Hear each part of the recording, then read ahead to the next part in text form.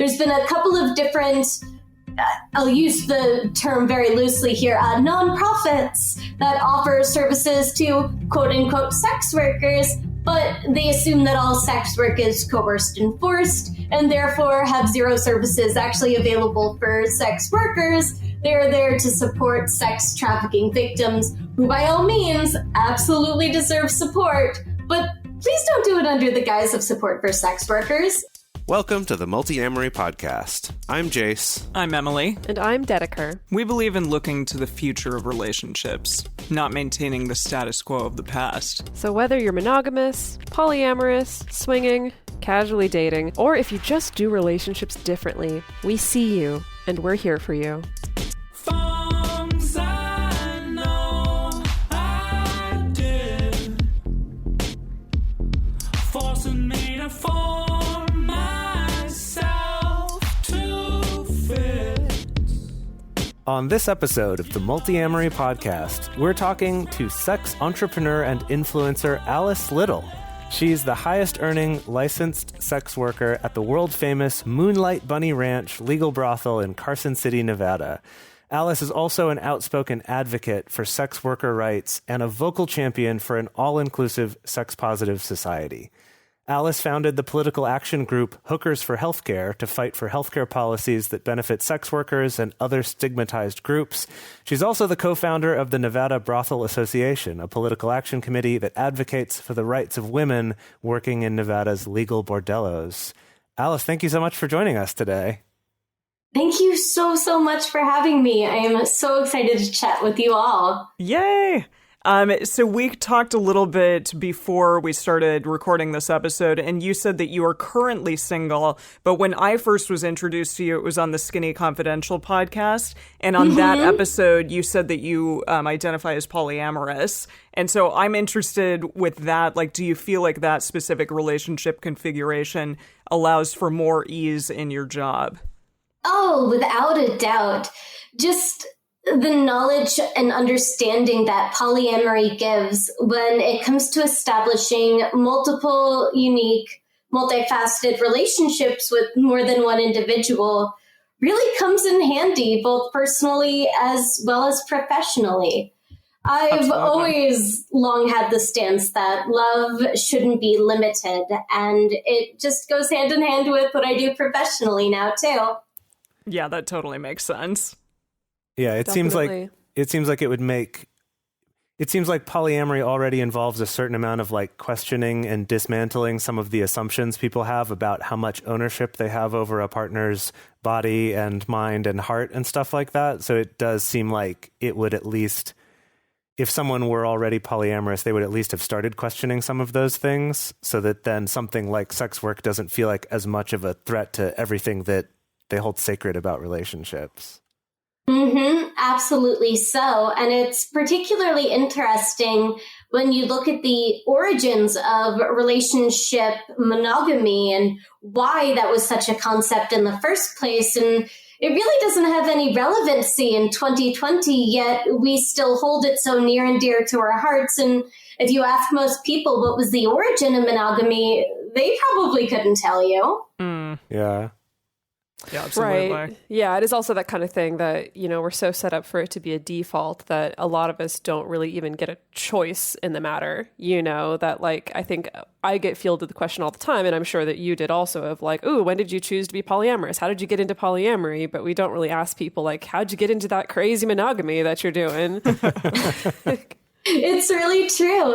And people always expect it to be this like long-winded, dramatic, well, you see, and it's like, actually, my first relationship was with two other women when I was in high school before we even knew the word polyamory existed. We're just like, hi, I like you and you like her. And yeah, we should do this. That's and awesome. Eventually I came to find the polyamory community and learned a little bit more about the do's, the don'ts. There's so much great literature out there now. It's wonderful.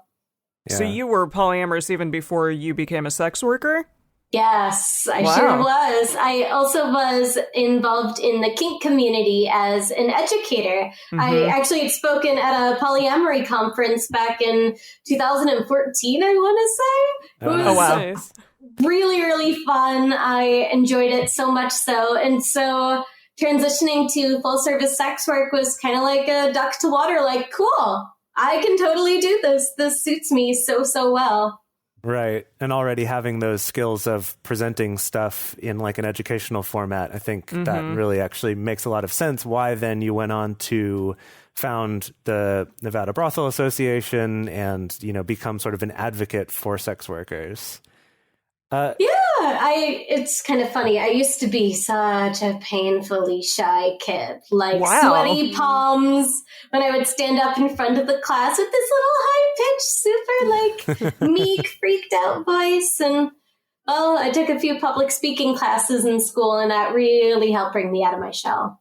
Oh, I can imagine. Nice. Wow, that's all it took was public speaking courses? That's amazing. It's multiple public speaking courses. Wow. Okay, so we were curious to start out. What would you say, because you probably talk about this a lot, what are the most common misconceptions that people have about sex workers? And what's the truth? Ooh, the most common misconception is that consensual sex work does not exist, and the assumption that all sex work must be coerced or forced. And that is so far from reality. It is not even funny. Unfortunately, there's this conflation between sex work and sex trafficking, and the two are not the same thing.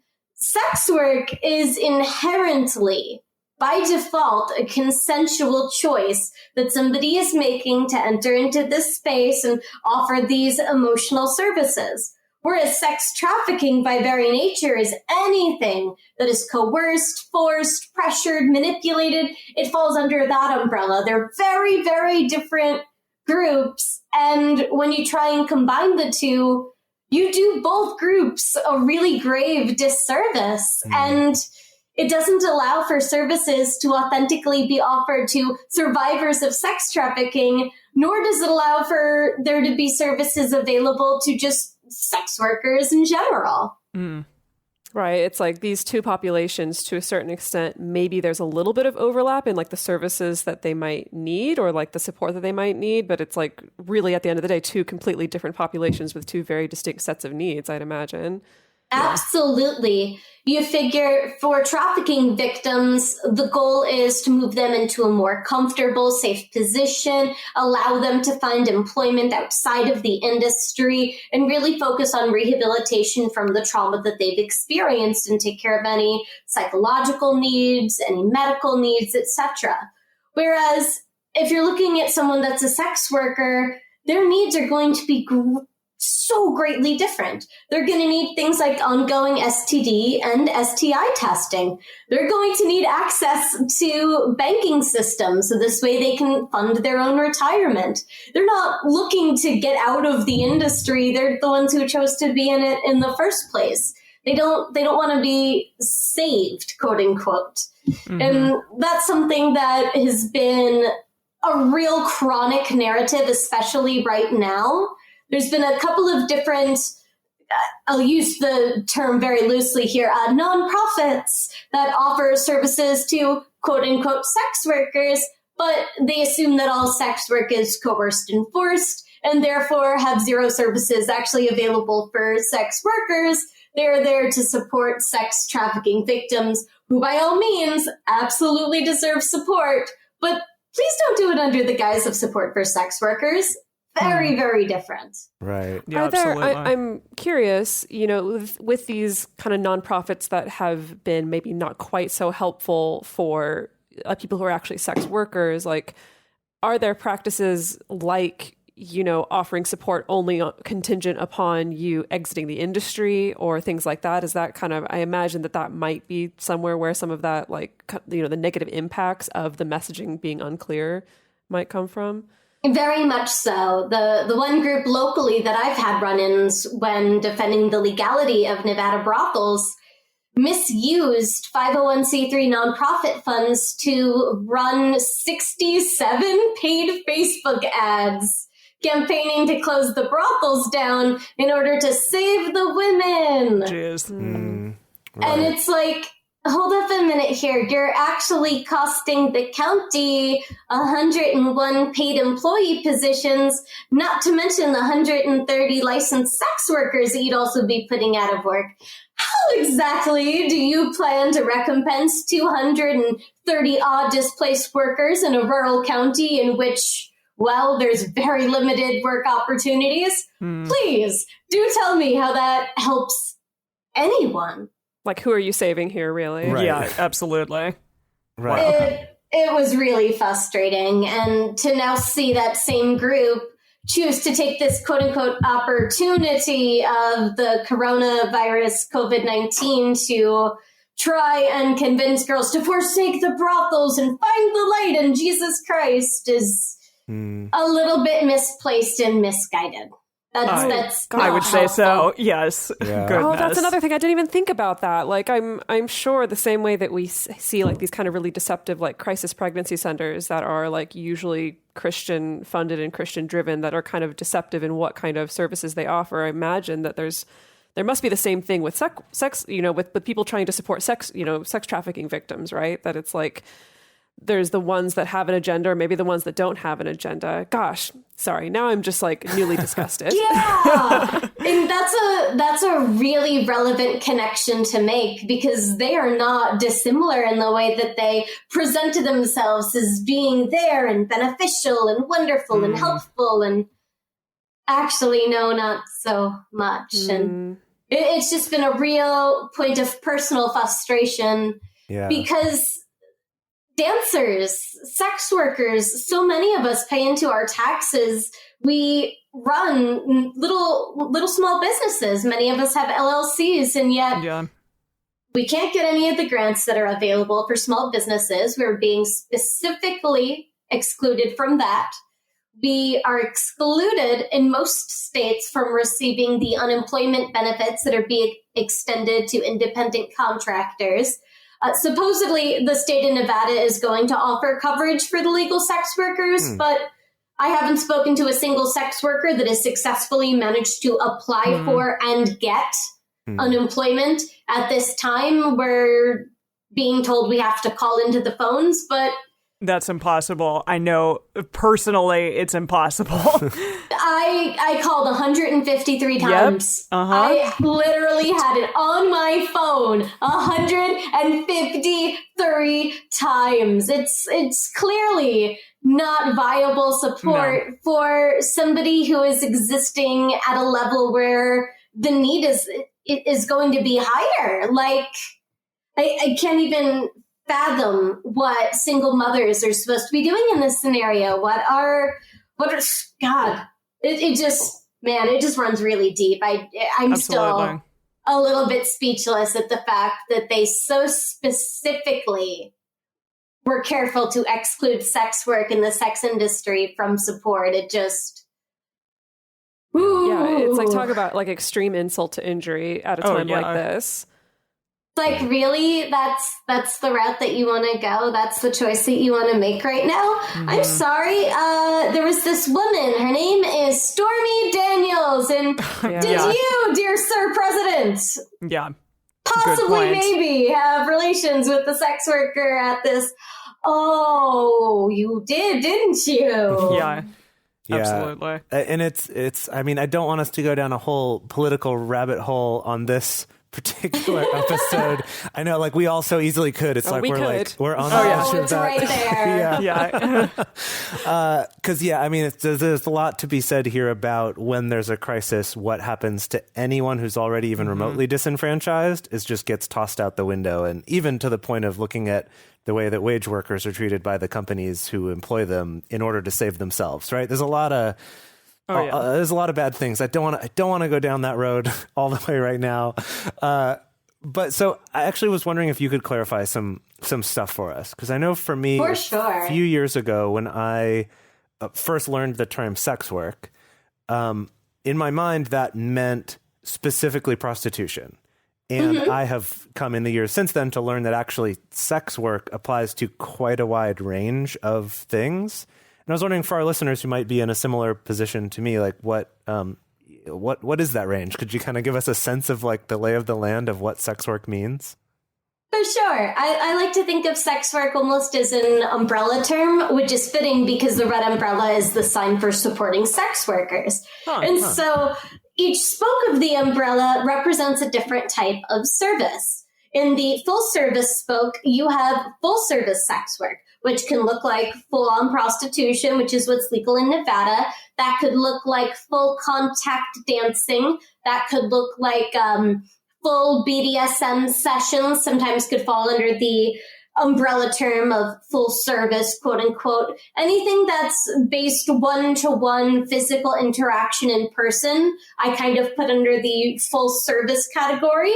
Then you have your virtual category. These are going to be your cam girls, your phone sex operators, OnlyFans. You're going to see personal content creators, ladies that are doing photo shoots and selling those through websites such as Suicide Girls. That's kind of your digital space. Then you also have a few niches within the digital space too, where you can have online financial domination. You can have an online girlfriend experience. You could have an online tease and denial session. There's a lot of different ways that the digital sphere can kind of go.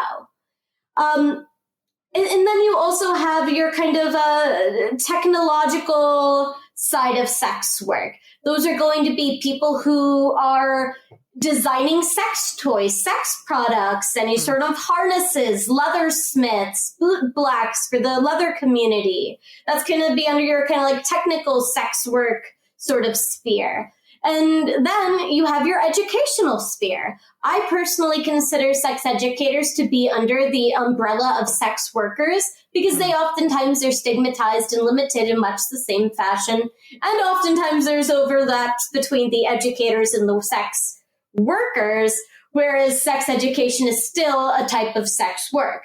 That can look like folks going to different national level conferences like I used to do, folks on the online space, people creating YouTube videos. There's lots of different ways, like podcasts that fall under the sex sphere could technically fall under the sex work umbrella. So it's a really broad term. It's very inclusionary rather than exclusionary.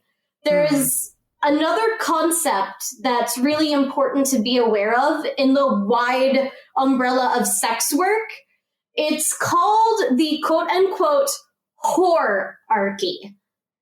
Which, Okay. What's that? the whorearchy. Hierarchy. Okay. The whorearchy is the internal stigmatization of one group of sex workers to another group of sex workers. Okay. People love doing that, though. Yeah, and people like doing that just And, in like, general things. Any of us who are attached to like anything relatively sex positive, we love looking at the next person over and being like, oh, but my sex positivity isn't as like gross as their sex positivity. We love doing that. And it's so toxic to say that I'm quote unquote better because I'm a phone sex operator and not a cam girl, and I'm better because I'm a cam girl and not a full service provider, or, oh, I would never sell nude photos online. Like, calm down, let's not sex work shame here. It's just like kink shaming. Your kink is not my kink, and that's totally okay. Your work is not my work. That's great. Doesn't mean we need to create this internalized pyramid of privilege. Like, come on, we're already marginalized enough, gang. Let's just stop that real quick. Double tap the brakes. No. Yeah, absolutely. Well, it's so interesting how that happens, and I mean, this is my first time being introduced to the term hierarchy, which I love, not as a concept, but as a term. It's hysterical. I love the term. Like, down with the hierarchy? Are you kidding me? That's like a t-shirt waiting to be made. But it's so interesting how we do see that happen across marginalized groups, where we all learn to internalize like our own misogyny or our own racism or our own sex negativity, to the point where we can come to a place of like accepting ourselves and maybe accepting our little in-group of the people who are into the same stuff that we're into. And yet we're still so trained to do that othering and to like put ourselves on the hierarchy and figure out where do we fall in the pecking order. And as long as I know who's above me and who's below me, then I'm going to be safe. So it's so interesting that like, it's like the work almost goes halfway there when it comes to like work of, removing marginalization and stuff like that. That's just fascinating to think about. Oh, yeah. And I always feel the need to speak up about it because I am a very, very, very privileged sex worker, and I can absolutely acknowledge that. I get to work legally in a safe environment.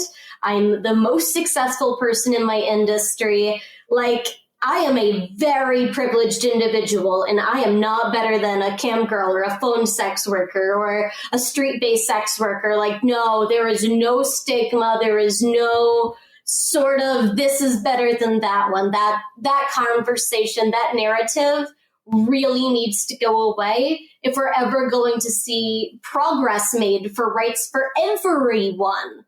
Like, it's not just about me, it's about we, in a sense. We as sex workers, we as people in the adult industry all need to collaborate and work together to ensure that we all are going to be given fair rights and opportunities. Absolutely. And kind of to go along with that, I am interested in what you created, which is Hookers for Healthcare. I want to talk a little bit about like your work in creating that and what you're hoping to achieve with that movement. Oh, that's like my baby. That's like my passion project right there. That's awesome. So I decided to go with Hookers for Healthcare to be really, really, really flashy. I wanted people to stop and be like, wait, what? Who are they? What are they calling themselves? So like, I know it's a splashy word and it's intentionally so.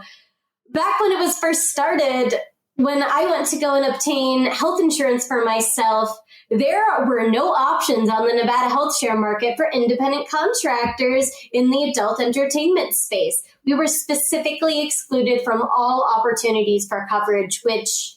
Even though it was legal? And it is legal? That's incredible. We had zero options. And as a result, I decided to do something about it. Yeah. So I turned to my coworkers and said, all right, cool, here's what we're going to do. We're going to get together and we're going to write some letters and we're going to make some phone calls and then we're going to put on a little demonstration.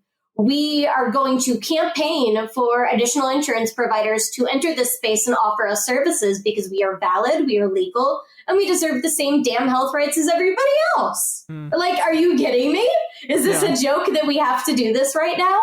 And so we decided to make it as impactful and as, well, in everyone's face as possible. We put together a whole bunch of signs, marched down the center of Carson City, which is the capital, with red umbrellas and signs, calling for healthcare. Healthcare is a human right, etc. We went hard, and as a result, 3 different providers entered the space to offer services to legal sex workers in Nevada. Wow. That's awesome.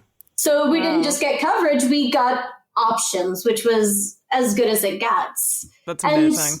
And since then, it's shifted focus to match sex workers to their right insurance plan.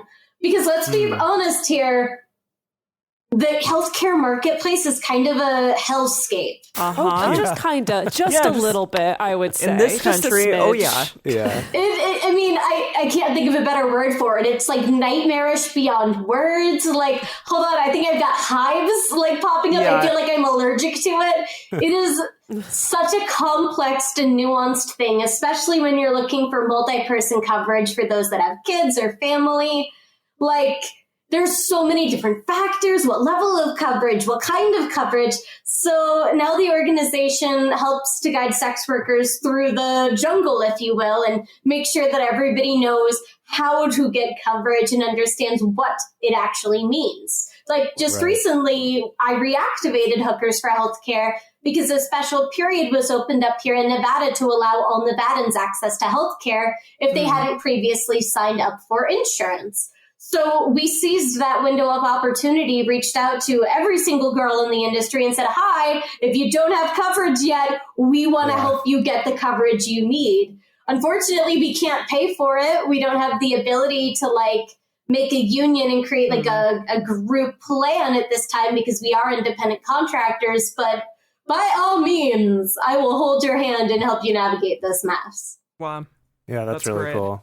Yeah. Have you had thoughts about, what is the feasibility of being able to unionize? I know that I feel like a lot of people would kind of scoff at that idea, but I'm just like, if you're able to mobilize around Hookers for Healthcare and actually get stuff done, I'm like, that feels pretty encouraging as far as being able to come together as a group and secure more rights for yourselves. Yeah. Absolutely. Part of the challenge is that every single brothel operates under its own set of laws, which are dictated by the individual counties. Right. So the legislation for Lyon County is not the same as the legislation for Nye County, which is different than Story County, on and on and on. As a result, every single individual location really has different needs. The girls have different levels of things that they would like access to. For example, we recently were able to overturn a policy, ironically enough, called lockdown. We started a little group, stoplockdown.org, to defeat what was a 24-hour doctor's ordinance in Nye County, which essentially required the ladies to stay at the brothel location for the duration of their work period. If they left for more than 24 hours, their doctor's clearance would expire. They would then have to return, pay a fee, retest, wait, and then be unable to work until the results came back in, which pretty much just forced the girls to stay there 24/7 for 2 to 3 weeks on end, which is pretty unacceptable in 2020. Yeah. Jeez. Wow. Oh my goodness. Ironically enough, we managed to get that Nye County ordinance thrown out the window just in time for the whole wide world to be put in lockdown. Hooray! And now you have to stay there for 24 hours, 7 days a week. So here we are. Fascinating. There was definitely a good chuckle that happened afterwards. I'm like, hey, stoplockdown.org. Hey guys, we're not really relevant anymore. Right. We need to rethink the messaging here, guys. Yeah. We kind of, oops. Yeah. So, I want to switch gears a little bit. You've talked about advocating for an all-inclusive, sex-positive society. And so far in our conversation, I think that we've kind of hinted at that a little bit. But I want to hear, can you tell us what that means to you and what that would look like? For me, that looks like sex education, acceptance, and services at all ages and all levels. And by this, I mean quality sex education that's relevant to the specific grade level of the child. So we need sex education that's appropriate for kindergarten. What's good touch versus bad touch? That's kind of important. That's an important conversation. We need to talk to kids about that. Then there needs to be puberty-related sex education. Then there needs to be sex-related sex education, STD and STI sex education. And then for adults, we need to have things that educate about foreplay, consent, kink, all available at this very public level and able to be obtained no different than a college education. Additionally, we need to see the legalization as well as decriminalization of sex work across the country from state to state. The reason why we need both decrim and legalization is because a legal system isn't necessarily going to serve those that are most marginalized. Not everyone is going to be interested or able to participate in a legal system. As such, we need to go ahead and decriminalize, much in the same way that with marijuana, we're seeing it both legalized and decriminalized simultaneously. Same too, is it a harm reduction method for the overall health and welfare of Americans? I don't want to say just women because realistically, there are sex workers that are men. There are sex workers that are trans. There are sex workers that are queer and non-binary. And right now, the only place to do legal full-service sex work is in Nevada, which is only available to those that have the female gender marker, which is, of course, limited. I didn't realize that's actually part of it. Oh, wow. It is. Wow. There unfortunately are no opportunities for men legally in Nevada. And if you are trans, my understanding is that only certain counties allow for male to female trans workers, but you have to have your name changed and your gender confirming surgery. You need to have the gender markers on your passport, your birth certificate, your driver, the whole ordeal. It's Wow, I had no it's idea. a lot. Wow. Yeah. That means a lot of people don't have access to a safe workspace, and I have a huge problem with that. And Absolutely. I kind of want to do something about it. Yeah. Oh my goodness. Yeah, my goodness. And so I know that like at the time of recording, we're all on lockdown. We're all, we're all having to adjust to the new normal. And I mean, once this thing blows over, we don't know what normal is going to be after that. But once this blows over, what for you feels like are kind of the next steps as far as pushing us forward towards this all-inclusive sex-positive society? I think we can all agree that our economy is going to be hurting tremendously on the other end of this. And as a result, many people are going to need to be innovative in order to generate enough tax income for this country to be able to sustain itself. Much in the same way that nationally legalizing marijuana would be a good choice, I believe that nationally legalizing sex work and decriminalizing sex work is a really intelligent move to make right now, because it creates a new industry that can have an excise tax on it. Hell, tax us an extra 15%. Please do. That is worth it for rights. Like, if we were to turn around and make marijuana legal in all 50 states and then make sex work legal in all 50 states, that would look like multiple billions of dollars entering the economy right now. And I think it would be enough to put us back on track. It would make a tremendous difference because it opens up so much enterprise across so many levels, not just for the workers. It creates work for web designers, graphics designers, marketers, podcasters, you name it. The industry is so large that there would be so much opportunity available there that jobs could be created, market share could be opened up. Like, God, it has so much possibility that I would love to see on the other end of this, people at least having a conversation about what would it look like? How could we start doing this? And just accepting that as a possibility is really the next step. Right now, most people don't even have that on their radar as an option because it is so limited. Like, nationally legalizing marijuana, well, most states now have it available either recreationally or medically, so that's not super outlandish. Whereas the idea of proposing sex work at a national level is still kind of like, oh, pearl clutch to a certain degree. Right. There's a lot that has to happen before then. Education, awareness, destigmatization of sex workers by sharing their real human stories in a way that isn't being censored by the media. We need people to understand who sex workers are and what sex workers actually do in order for us to be able to take those next steps. And I plan on doing my small part by continuing to talk to legislators, answering their questions, making bill proposal suggestions, offering to talk to students, answer interview questions, help them with their term papers around sex work. I do anything and everything I can to help be a voice in the right direction. Yeah, it seems like, a big philosophical hurdle that I see is like, how do we get ourselves past this like big wall of denial? And it's like the denial that like the majority of us engage in some kind of like the majority of us benefit from some kind of sex work, essentially. Oh, yeah.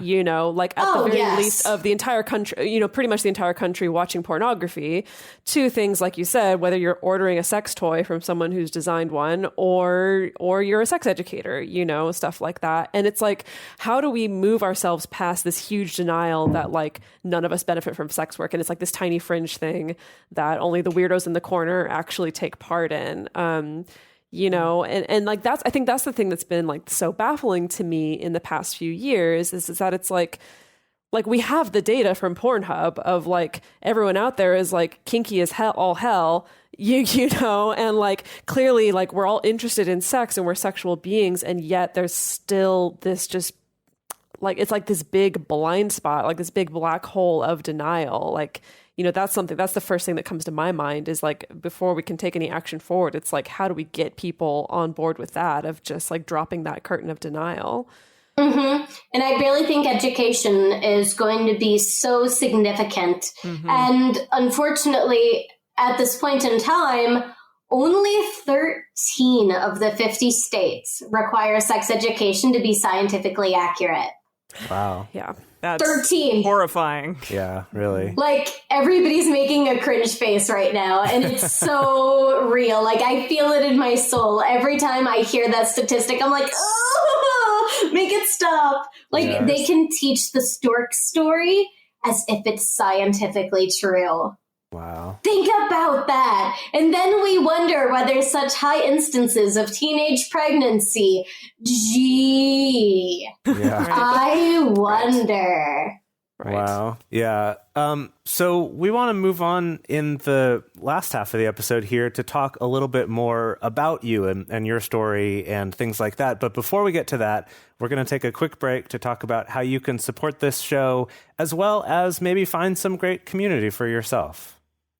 So we want to talk a little bit about your business, Alice, as well as kind of how it ties to the bigger picture of creating a more sex-positive world and educating people and things like that. And so something, when you talk about having a sex-positive world, I think the people who are scared by those words tend to think that that means, oh, a world where we all have to have sex. Like they kind of just think sex equals coercion maybe in general, because maybe that's how it is. I'm gonna be forced to come to the orgy. Right. Oh no, they're gonna open their mailbox and dildos are gonna fall out. The horror. Right. That sounds fun. Right? Like, yay, sex toys. Yeah, those things are expensive to just get them I delivered know. for free. Goodness. Oh, that'd be awesome. Where's that stimulus? Like, that's the stimulus that I'm waiting for from the $1,200 worth government. of dildos. Love it. The government's like, we want y'all to stay at home, so we're sending you all sex toys so you can Exactly. pretend on your Yeah, own. we- Okay, now we hang know on. you'll use Now, them. y'all scoff, but the Japanese government has up to this point been sending money to its citizens. You know, like it's essentially the equivalent of like $80 a day or something like that. Wow. But there was a politician that proposed, hey, we can't keep doing this. Maybe we should switch to sending people Wagyu beef as a stimulus for the rest of Okay. this. So that was actually floated as an actual proposal in the Japanese government. goodness. So I'm I just love saying the that, like, Japanese. They're amazing. the dildo stimulus is maybe not too ridiculous. I was supposed to be in Japan right now at the time So of are recording they. this. We were So too. were we. Oh we my were God, supposed are to be you in Japan. serious? We're Yeah, supposed to be in they Japan speak- right now. They speak Yeah, I Japanese was pretty going to fluently. the Venus Festival and I'm so sad. They Yeah. canceled it. Yeah. Whoa. Where is that, in Tokyo?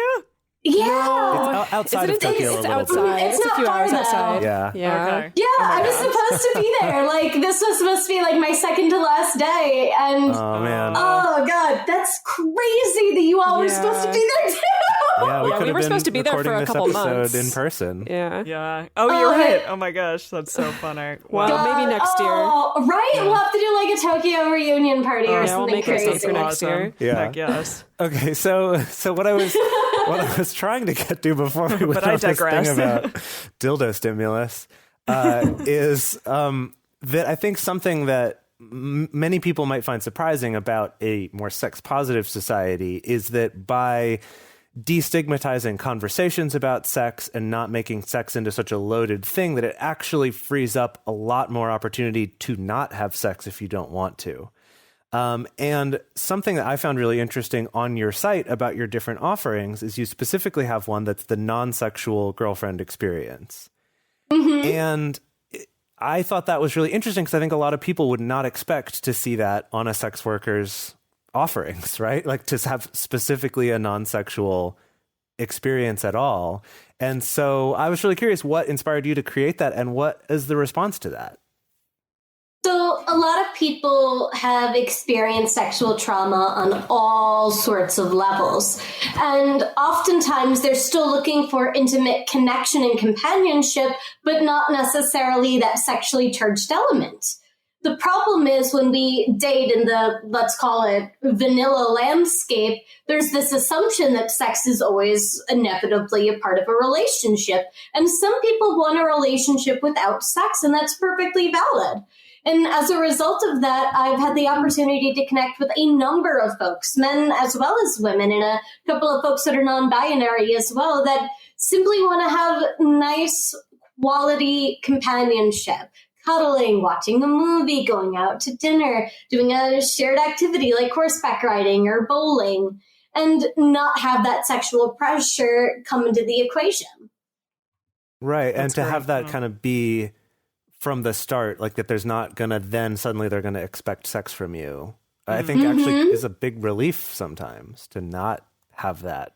To not have that sort of looming pressure that you might get in the, quote, vanilla dating world, where it's like, oh, they might say they're fine, but eventually they're going to want that, and they'll be disappointed if I don't, and they'll break up with me, or all those concerns. Exactly. That just gets thrown right out the window, and instead you actually get to get your needs met rather than kind of having this voice in the back of your head like, no. This is almost a form of self-care in a way, because intimate needs on the spectrum are still a need. Whether it be a need for sex or whether it be a need for companionship, we are, at the end of the day, designed to be together. We're social creatures. Isolation is not the norm for us, which is why I think this situation right now is so particularly poignant for so many people. We're being deprived of one of the very things that makes us human, which is that intimate connection.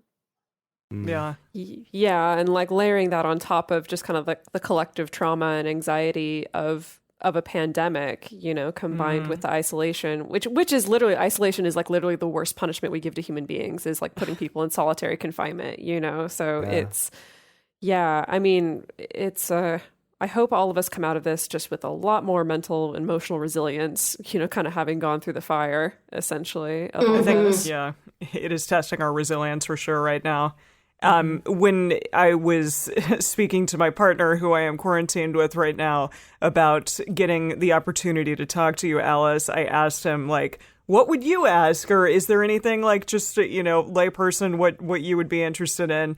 And he said to ask you what makes a good client. So are there like certain scenarios, certain people, like whatever makes like a good client so that the scenario is better for both of you? Oh, absolutely. Client etiquette is arriving in person, freshly showered. You don't have to like dress to the nines by any means. Please do make yourself comfortable, but shower, scrub under your nails. It's actually a really good idea to not brush your teeth like right before you go to the ranch, and instead just use mouthwash because you don't want your gums bleeding. Like, a lot of people would think it's the opposite, and it's like, no, just mouthwash, just shower, just brush your teeth before you get into the shower and get ready. Like, do that first.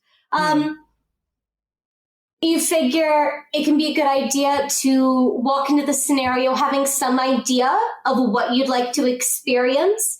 Even if it's just an emotional description, like, I want to feel safe and warm and connected, versus I want something that's hot and intense. Even if you can only describe the feeling, have something to describe what it is you're looking for. Otherwise, it's like spinning the roulette wheel where I'm like, are we thinking schoolgirl cosplay and we're going to role play and get naughty? Or are we wanting to sit down and have a romantic dinner? There's a broad spectrum of different things that we can do here. Yeah, so definitely. knowing what you would like and bringing that to the table is certainly helpful.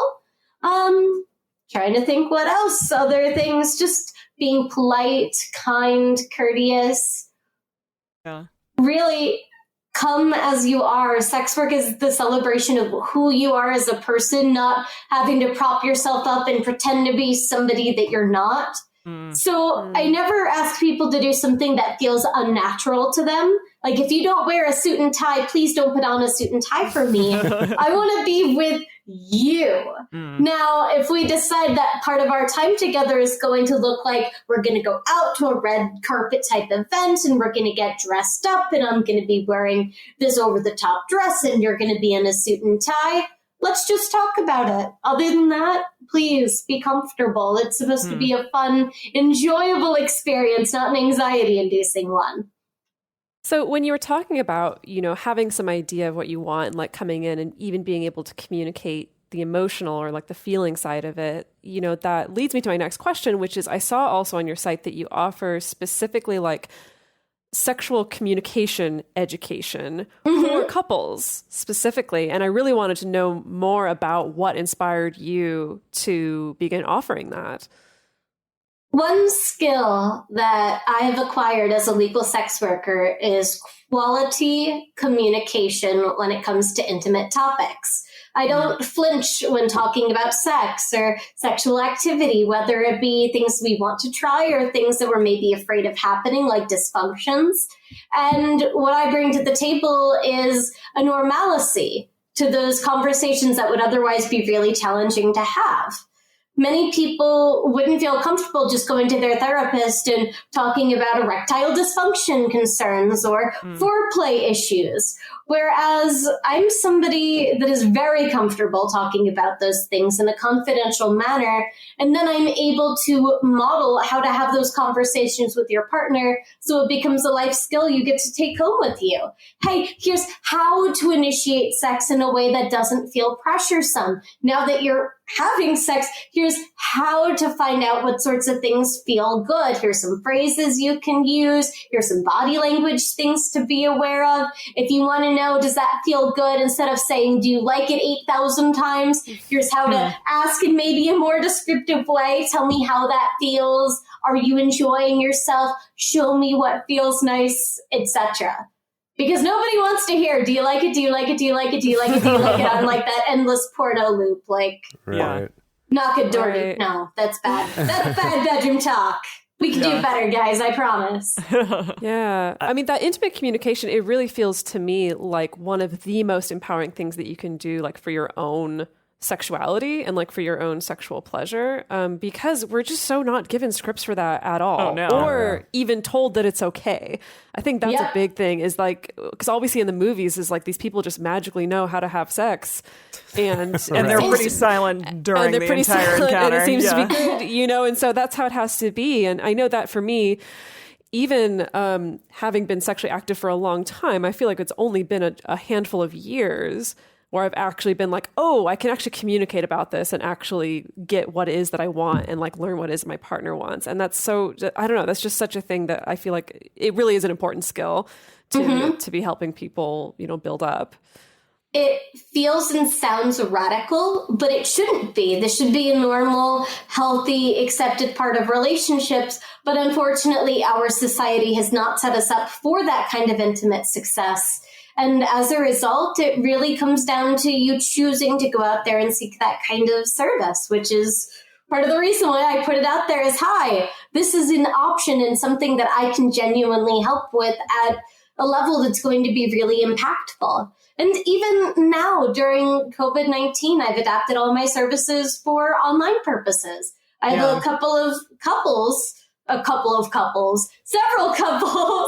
that are chatting with me over webcam and taking advantage of the fact that now they're at home together and have this downtime to start having these conversations and kind of digging into those things that maybe they didn't have the time to prioritize otherwise. Yeah, I was also thinking about this, that probably another thing that you would bring to the table in that kind of education for couples is more of an experience of the variety of people in sex and sexual experiences. And I think this is something that's true kind of when you're learning any new thing, right? And for a lot of people, unfortunately, sex, maybe they've only had it with a handful of people in their life, and they've gone to this point now where they're in their 40s or their 50s and are finally like, I just somehow learned that it was possible to be having this better than I have been, but I have no frame of reference of what's normal. I don't know if what I'm struggling with is a normal thing or if something's wrong with me. And I think just getting that perspective can be huge. Absolutely. Right? So it's invaluable and life-changing because when you have a pervasive worry that's constantly nagging at you, I mean, that has an impact. Absolutely. Yeah. I remember we had a guest on a few weeks ago. We're just kind of in passing. We're talking about sex parties. And she was talking about how for most men, their first several times at a sex party, they're not able to maintain an erection because of the nerves and just kind of being overstimulated or whatever. And that was absolutely my experience. But it was not something that anyone ever told me, like, oh, yeah, that's normal. And so actually hearing her say that, I had kind of come to terms with it on my own, but it had been a little bit of a struggle when going through that of being like, what is this? Am I just like too uptight? Am I nervous? Like what's happening? And kind of learning like, oh, that's actually very normal was this sort of surprising. I wasn't even looking for it, but was like, wow, that was great to hear that. I feel a little better knowing that. And I imagine you'd be able to offer a lot of that kind of stuff to people. Oh, yeah. Like, it's so funny. Some of the questions that get asked are ones that many of us in the sex positive community go, well, obviously that's the answer. But not everybody has that same frame of reference. Like a real common one that I get, especially from gentlemen that are over the age of 50 that have limited sexual experiences. I put something in my butt. It felt good. Does this mean I'm gay?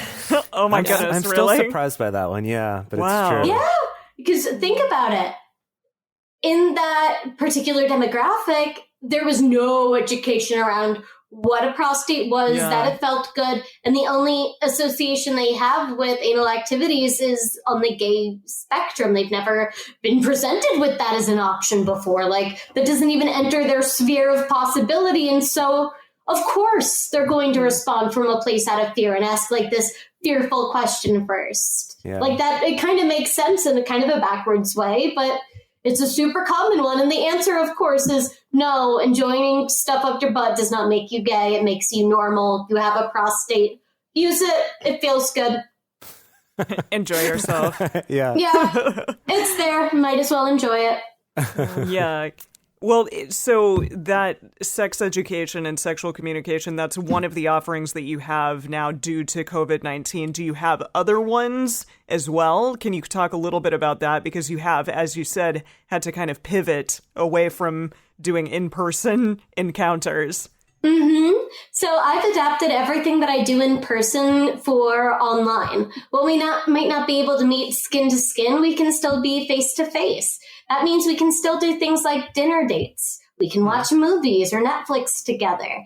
We can have a romantic dinner or a picnic or go for a walk outside. Heck, I'll attach my phone to my bike. We can go bike riding together. I want to encourage people to still enjoy that companionship level of connectedness, while at the same time, we're still able to do lots of things intimately and sexually through digital technology. There's webcams. There's even sex toys now that people can pair to their phones and use an app to control the other person's pleasure. So I'm really taking advantage of and exploiting all of those technologies that we have available to us to be able to offer like virtual girlfriend experience and virtual sex experiences for people, in addition to the companionship too. You know, it's funny. I actually was just realizing as you were saying that something that if you don't already offer, I think would be amazing is kind of like a how-to video sex lesson for couples that are long distance, right? Because I know that for a lot of people, even though those of us who've done some kind of like sexual thing over video chat, it's like, maybe there's a better way to do this. How do you, it feels weird, like all that nervousness that comes up. What's the right platform to use? Right. Privacy concerns. You figure Skype, for example, don't get naked on Skype. You will get kicked off. Don't do that. Oh, wow. I did not know that. Wow. Yeah, Skype is super anti-sex. Don't use Skype. Use an encrypted video service like Zoom or something similar. You don't want to just use Skype. Double check the terms and services, because a lot of things are very anti-sex, guys. Yeah, Right. wow. Yeah. Did not know that. I mean, even just part of that lesson being about the security side of it, just like things with Zoom that has all these security concerns, a lot of those are from people not setting it up securely. And so it's like even just teaching people, like, here's how you actually do this so that you kind of know what's going on, what these things are, and how do you do the sex part of it well? Like, where do you put your camera? What do you say? You know, all that would be great to have. Oh, yeah, that's a good idea. For the people who that's are awesome. stuck long distance from their partners, like Dedeker and I are right now. Yeah. Oh, yeah. There's, especially in the poly community, there's a lot of primary privilege conversations happening in regards to Oh, yeah. who gets to be quarantined together. And that's a whole thing into itself. And it's a challenge on every single level of relationships, whether it be you're together with your loved one, away from your loved one. I mean, there's so many different challenges that are being faced right now, and taking advantages of those that have expertise in those fields, it's going to make problem solving go a lot faster, I promise. Absolutely. Our final question that we wanted to ask is, we saw that you offer video game dates. And we're all big gamers, so I was just wondering, like, what game? Nerd. Yeah, no, so are we. So we were just wondering, like, what games you're into, because we're all playing Animal Crossing a lot right now. Shut Yes, up! I'm love obsessed. it. It's so I'm amazing. obsessed with that amazing, adorable little game. Yes, Like, it's the perfect game right now, truly. I have really in the enjoyed that zeitgeist. with several people now, because it allows for not necessarily multiplayer, but you're able to be on the same island and do stuff together. So I've definitely been doing some Animal Crossing and chill. I am such a fan of Animal Crossing. Like, damn it. Now it's like, hold on, I gotta go water my flowers so I can get my hybrid black roses, damn it. I love it. Yeah. Yeah, that's so great. BRB, gotta go fishing. Yeah. You know what? You could have a fishing date, a little Animal Crossing fishing date. Yeah, There's been some really cute Animal Crossing dates I've seen. Nice. Like, I did a cherry blossom viewing date with someone, because there's cherry blossoms in game right now, and since I couldn't go to Japan, they got like the little tea set and they set it up in game, and it was so cute. It was like the cutest, most wholesome use of Animal Crossing ever. I love it. Oh That's my great. goodness. Well, Alice, this has been fantastic. For our listeners, we're going to be sticking around and talking to Alice a little bit more in our bonus content today. But before we do that, Alice, can you let our listeners know where they can find more of you and your work? Best place to find me on the web is through my website, thealicelittle.com. It'll have links to my Twitter, Instagram, YouTube, as well as my Patreon account. And for those that are interested in spending time with me during quarantine or even afterwards in person, you can reach me by email at alicelittle@thealicelittle.com. Great. Excellent. So for our bonus content today, we are going to be talking about sex work and cheating. Does going to a sex worker count as cheating? We're going to talk about Alice, about an article that she wrote about this, and answer some more questions related to that. So we want to hear more from you about your thoughts on this episode and your thoughts overall on sex work. We're really interested in all of that. So the best place to share your thoughts with other listeners is on this episode's discussion thread in our private Facebook group or Discord chat. You can get access to these groups and join our exclusive community by going to patreon.com/multiamory. In addition, you can share with us publicly on Twitter, Facebook, or Instagram. You can email us at info@multiamory.com. Leave us a voice message on Facebook as well. Multiamory is created and produced by Jase, Lindgren, Dedeker, Winston, and me, Emily Matlack. Our episodes are edited by Mauricio Balvanera. Our social media wizard is Will McMillan. Our production assistants are Rachel Shennework and Carson Collins. Our theme song is Forms I Know I Did by Josh and Anand from the Fractal Cave EP. The full transcript is available on this episode's page on multiamory.com.